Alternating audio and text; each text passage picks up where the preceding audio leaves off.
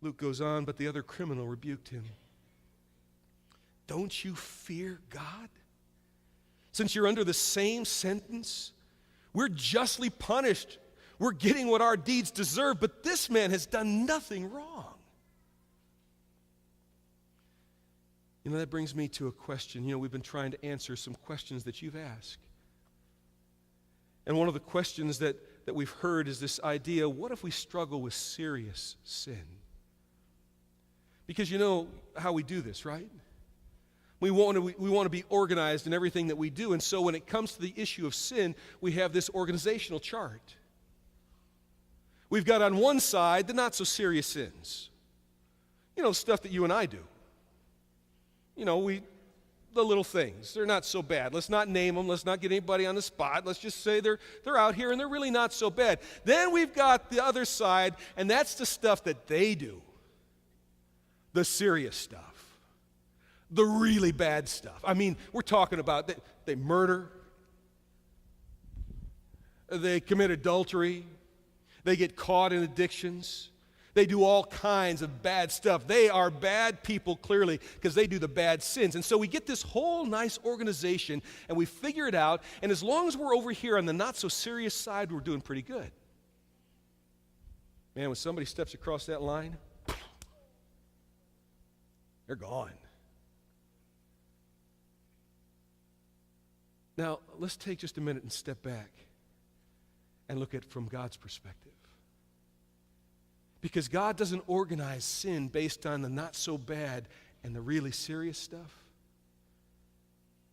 God measures the severity of sin based on what it costs to forgive it. So let's use an example. Let's take a near perfect person like you and me. And let's pretend for just a minute, though we know it's not entirely true, but let's say that in the course of my life, I have committed one sin. Just one. And that sin wasn't really my fault. It was a poorly marked speed zone where it went from 45 to 30, and I happened to still be going 35. But it is breaking the civil law, and so I recognize that I am very much like the rest of the sinful world. At least I'm a sinner. But I'm not like that guy. He's got the really serious stuff, right? What is the price that is required? Not to pay for his terrible sins. What's the price that's required to pay for my one measly little sin?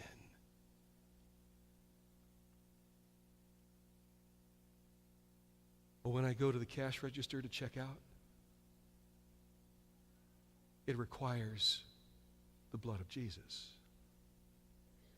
It requires that he die in my place to pay for that one measly sin.